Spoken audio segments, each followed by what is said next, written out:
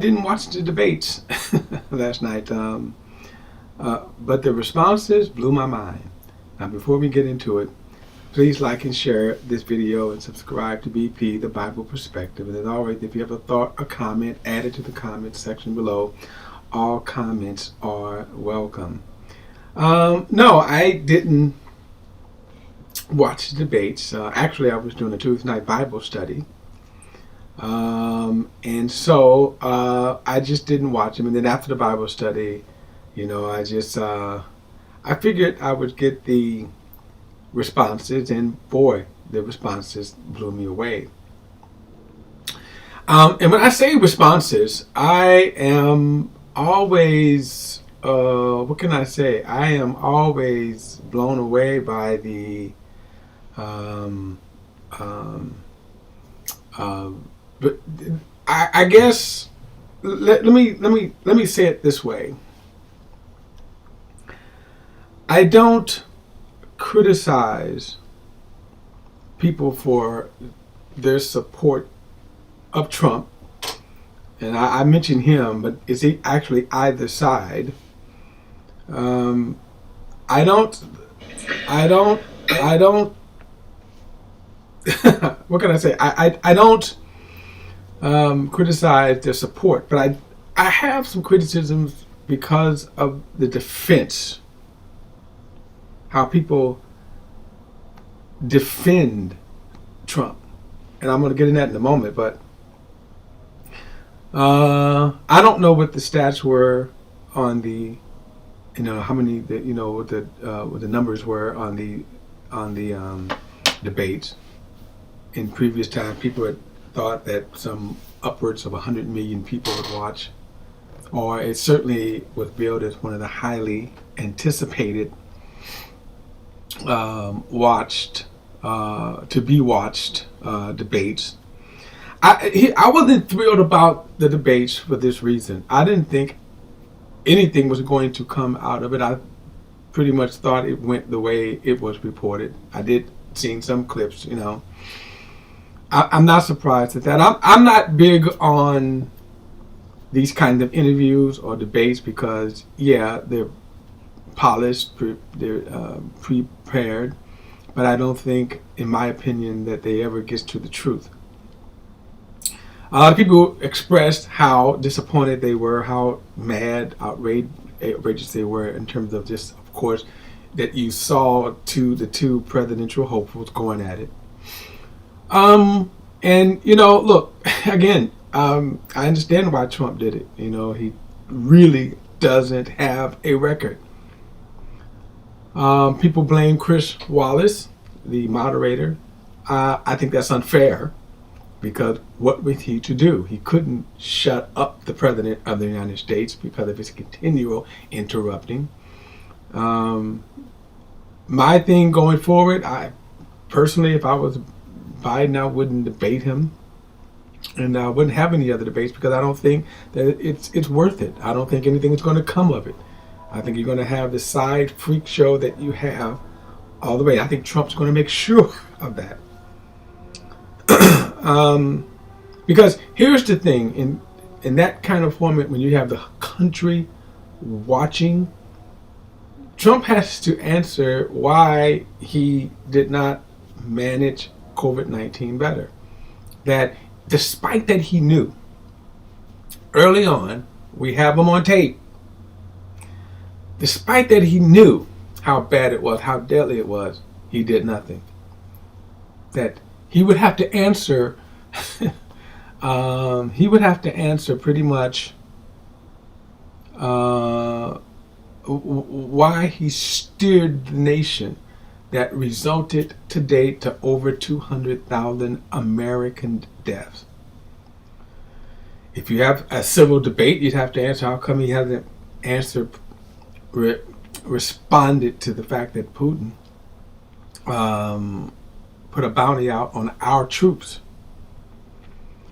He would have to answer why his choices cost American jobs, shut down the economy. So if you want to look at all those things and more throughout his presidency, that you start at a position where we should have been moving forward, we went back. I think he would have to answer that. And he's not going to answer that, by the way. He'll do exactly what he was doing because, to me, make no mistake about it, that whole dog and pony show was to steer away from, to steer away from everything he needs to answer for. It's to overshadow the fact that Biden could bring him up, that people can hear it clearly. But despite all of that, I am amazed at the response of people. And it's predictable, right? If you are conservative, Republican, Fox News, One Nation News, all of those news agencies on the conservative side, you're going to praise Trump. He hit a home run. And if you're on the other side, you're going to say Biden hit a home run. You're going to say it was a disaster for Trump. And again, pretty much predictable to me about where it would go. So I think they're just not worth it. One of the things that kind of bothered me earlier today, and I got into a big, deep, I didn't mean to. I'm going to see if I can bring this prophecy up. I'm going to read this prophecy. And this is why I tell you the response is amazing to me. That let me see if I can bring this up here. This was a response from a Christian.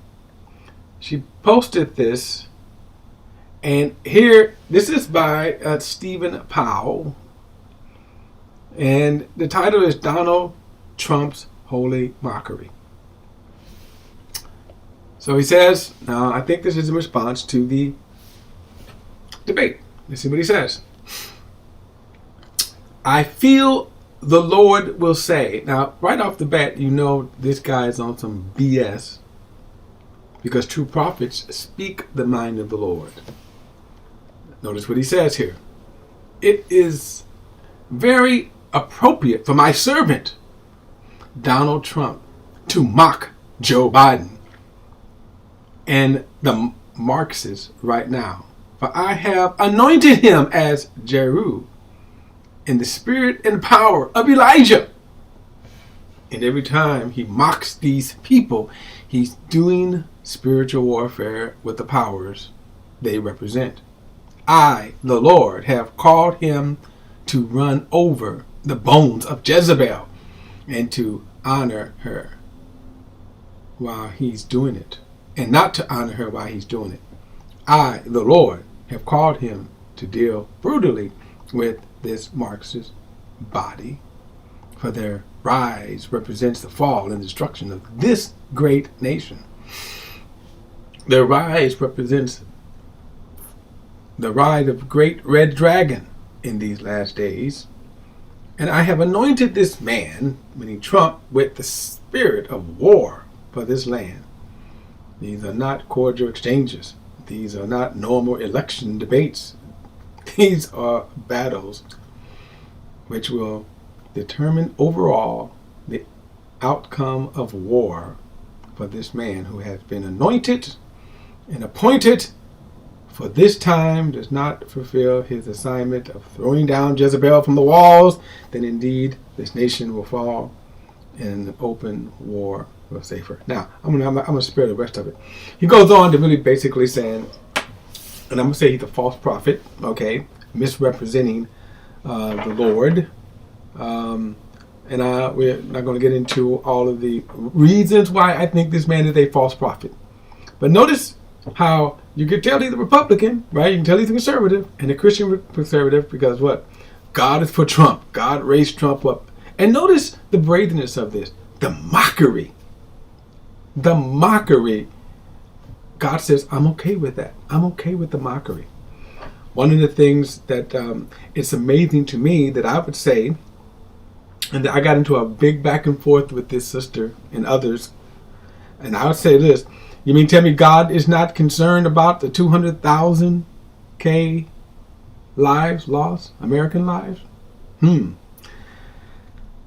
This is what blew me away, the response of some Christians, that despite everything about Trump, they color it with rose petals. It continues to blow me away. But this will go on, unfortunately, and we will see come November, well, whenever either 3rd or 8th, I think it is, whatever the election day. We're going to see. Kind of amazing. Again, that's my that is my perspective, guys. And if you have a thought or comment, add it to the comment section below. And just remember, all comments are welcome. And don't forget to like and subscribe to BP, the Bible Perspective. Till next time, look, I'll see you then. That's just some thoughts I wanted to kind of get off. Because actually, again, I had, it was a big, it was a big thing. All right, guys, that's my perspective. I'll see you next time.